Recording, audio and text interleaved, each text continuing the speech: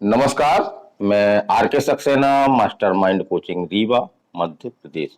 और आप सभी का मास्टरमाइंड कोचिंग रीवा के इस एजुकेशनल यूट्यूब चैनल में बहुत बहुत स्वागत एवं अभिनंदन। आज हम बात करने वाले हैं एमपी एनएम 2025 की। तो एमपी एनएम 2025 का एग्जाम कल, जी हाँ, 19 जून को संपन्न हो गया। और 18 जून और 19 जून कुल 4 पालियों में ये एग्जाम हुआ। गर्मी भी काफी थी और कहीं कहीं सेंटरों में जो है वो बरसात भी हुई। तो सबसे बड़े सवाल इसमें जो उठ रहे हैं, बच्चियां पूछ रही हैं हमसे, कई बच्चों ने हमको नंबर बताए हैं। हमने सेंटर में जाकर के, हमने हर सेंटर में हम गए हैं, और खासतौर से रीवा के। और हमने बच्चों से नंबर पूछे हैं कि कितने नंबर तक आ रहे हैं, पेपर किस तरह से आ रहा है, पेपर में का लेवल क्या है, ये सभी हमने जानकारी बच्चों से इकट्ठी की है। तो उसके आधार पर जो है वो हम कुछ बातें आपके करने आए। तो सबसे पहला सवाल तो बच्चों का यही है कि सर हमारा कितने नंबर में हो जाएगा, हमारे इतने नंबर आए हैं, क्या हमारा हमको कॉलेज मिल जाएगा। तो यही सवाल है कि क्या रहेगा कट ऑफ। तो यूआर है, ईडब्ल्यूएस है, ओबीसी है, एसटी है, एससी है। तो इनका कितने नंबरों तक ये सेफ है, कितने नंबरों तक इनको जो है एनएम में जो प्रशिक्षण केंद्र है वो इनको मिल जाएंगे। दूसरा सवाल है कि सर कब तक आएगा रिजल्ट, क्योंकि पेपर हो जाने के बाद बच्चों को एक सबसे बड़ी जल्दी होती है कि उनका रिजल्ट आ जाए, ताकि जो भी सस्पेंस है वो क्लियर हो जाए। तो हम बात करेंगे कि कब तक रिजल्ट आ सकता है। और तीसरा क्वेश्चन ये है कि सर इसकी काउंसलिंग जो है वो कब तक होगी, इसका सवाल भी हम देंगे आपका।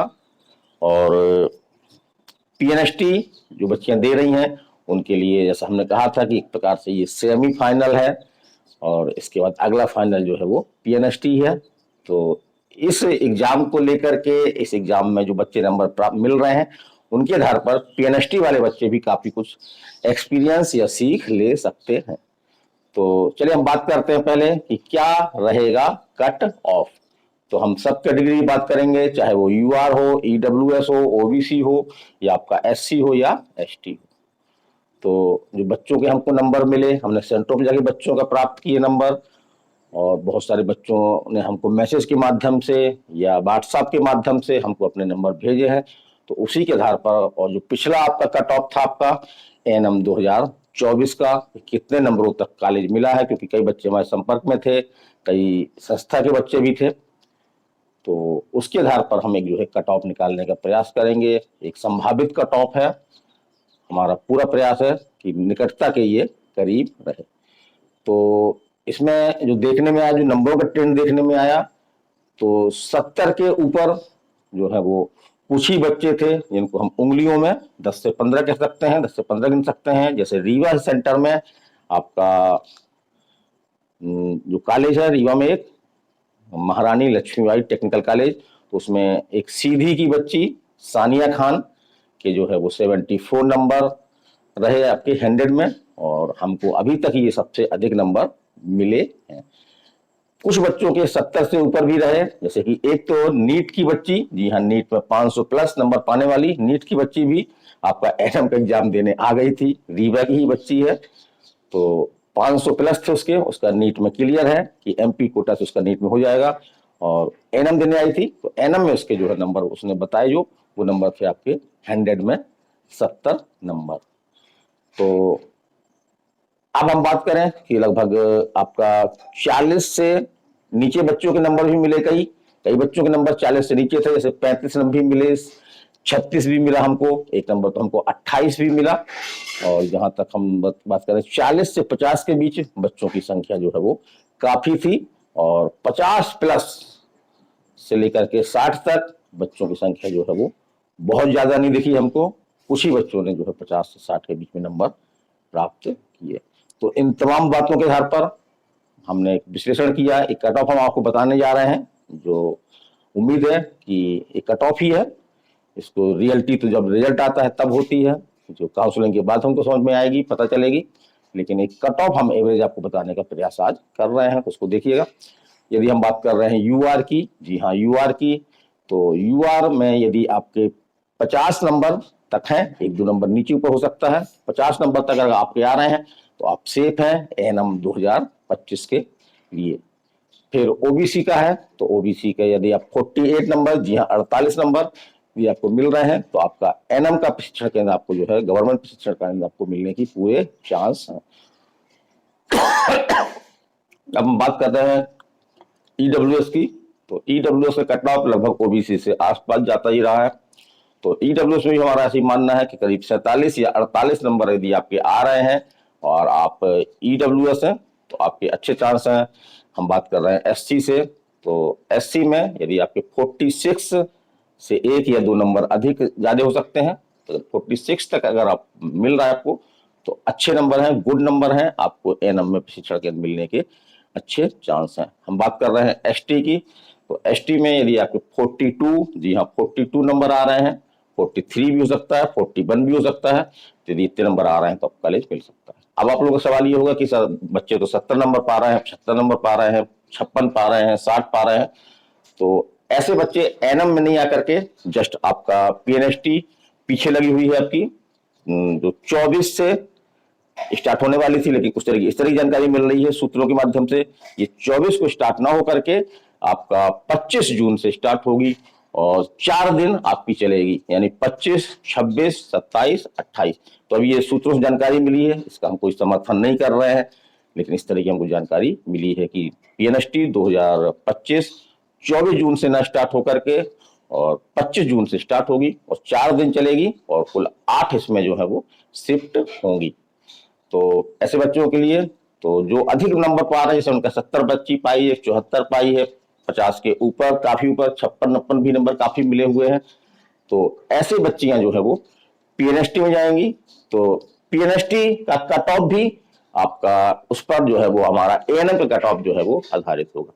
पीएनएसटी कट ऑफ यदि ऊपर जाता है तो एएनएम का कट ऑफ भी जो है वो ऊपर जाएगा, यदि पीएनएसटी का कट ऑफ जो है वो नीचे आता है, जैसे पिछली बार 51 तक रहा, यूआर का 51 तक था, यूआर 51 में सीटें मिली है, गवर्नमेंट सीट मिली है, तो यदि इस तरह से रहता है तो फिर हमने जो कट ऑफ बताया है ये कट ऑफ जो है वो सटीक होगा। तो एक हमारा पीएनएसटी के कट ऑफ पर भी हमारा एएनएम का कट ऑफ जो है निर्भर करेगा। अब हम बात कर रहे हैं जो बच्चों के अंदर सवाल है, भाई हमने एग्जाम तो दे दिया, बड़ी जल्दी में एग्जाम हुआ, बहुत समय हमको नहीं दिया गया पढ़ने का, तो क्या इसका रिजल्ट भी जो है वो जल्दी आएगा? तो कब आएगा रिजल्ट? तो रिजल्ट की बात करें तो जिस तरह से आपका आईएनसी जी है, इंडियन नर्सिंग काउंसिल के ने एक डेट दे रखी है आपकी 15 जून तक, यद्यपि उस डेट से लेट चल रहा है मध्य प्रदेश में नर्सिंग का कार्यक्रम, लेकिन उसी के दबाव में कह सकते हैं उस डेट को फॉलो करने के लिए पीएनएसटी भी जल्दी आई और एनएम भी जो है वो जल्दी ही आई। तो ऐसी पूरी उम्मीद है कि जुलाई के फर्स्ट वीक तक इसका रिजल्ट, जी हाँ एनएम का रिजल्ट आपका आ जाएगा, आपके रिजल्ट सामने होगा और जुलाई के खत्म होते होते आपका जो है वो काउंसलिंग भी हो जाएगी। अब कुछ बच्चे ऐसा पूछ रहे हैं कि सर आपकी कोचिंग कहाँ पे है, क्या कौन से बैच चल रहे हैं, फीस कितनी है? तो थोड़ा सा हम उसके बारे में बता दें, क्योंकि हम मास्टरमाइंड कोचिंग का रिव्यू हम संचालन करते हैं, तो पीएनएसटी को लेकर के खासतौर से एनएम की कोचिंग तो कोई बच्ची नहीं करती है, क्योंकि जो बच्ची पीएनएसटी देती है वो बच्ची एनएम जो है वो देती हैं। और यहाँ पे भी सेंटरों में भी हमने देखा कि ज्यादातर बच्चियां जो है वो, कुछ बच्चियों को छोड़ करके सभी बच्चियां जो है एनएम पीएनएसटी का एग्जाम दे रही हैं। तो पीएनएसटी 2026 को लेकर के ऐसी बच्चे जिन्होंने 12th पास किया है, फार्म नहीं भर पाई हैं, ये एक प्रकार से अनुभव के लिए उन्होंने फार्म भर दिया है, तो उनके लिए जो है वो हमने एक ऑफलाइन बैच हमने अनाउंस कर रखा है 1 जुलाई 2025 से। 1 जुलाई 2025 से आपका बैच स्टार्ट हो जाएगा। बैच के बारे में आप हमसे मोबाइल में संपर्क कर सकते हैं और हमारी फीस जो है वो फीस 25,000 से लेकर के 40,000 तक है, 40,000 तक है। उसमें हमने बहुत सारी स्कॉलरशिप दे रखी हैं, तो हर वर्ग की बच्ची, चाहे वो बिलो फैमिली से आती है या मध्यम वर्ग है, तो वो बच्ची भी आराम से हमारी फीस का दे करके और हमारे यहाँ से जो है वो पीएनएसटी 2026 की कोचिंग ऑफलाइन मोड में कर सकती है। चलिए अब तीसरा होगा कि कब होगी काउंसलिंग, तो हमने बता दिया कि काउंसलिंग जो आपके जुलाई माह के समाप्त होते होते तक आपकी काउंसलिंग हो जाएगी। अब पीएनएसटी वाले बच्चे इस वीडियो को देख रहे होंगे, तो उनको अब क्या सावधानी बरतनी है, क्या कि उनके 24 या 25 से एग्जाम स्टार्ट होने वाले हैं, बहुत समय नहीं है, लगभग 4 से 5 दिन हमारे पास समय है।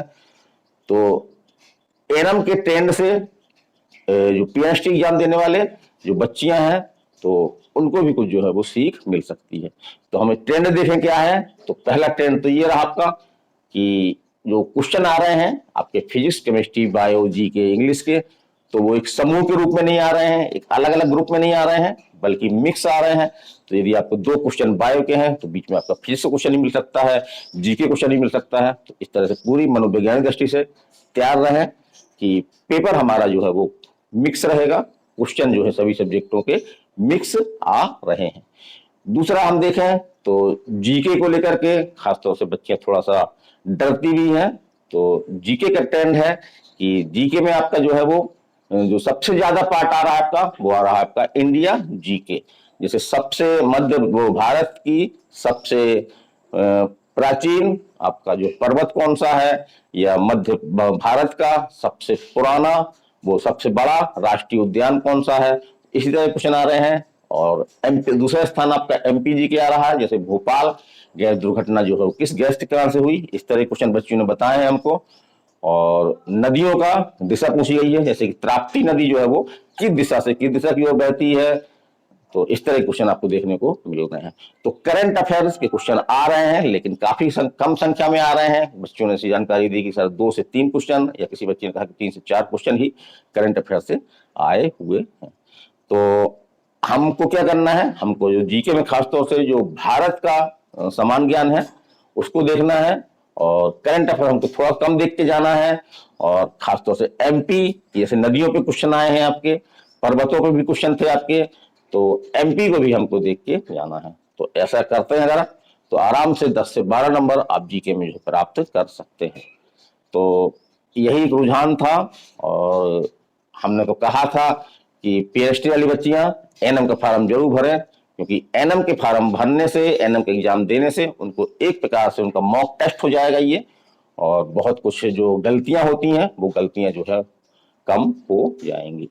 तो हमारी जानकारी कैसी लगी है, हम पीएनएसटी का भी डे बाई डे कवर करेंगे जाकर के, और कितने नंबर तक बच्चियां प्राप्त कर रही हैं, किस तरह का पेपर का ट्रेंड है, वो भी हम जानने का प्रयास करेंगे। जिस तरह से हम आपका एनएम के हमने जो भी 4 शिफ्ट हुई हैं, सभी शिफ्टों को हमने जो है वो खुद जाकर के और कवर किया है।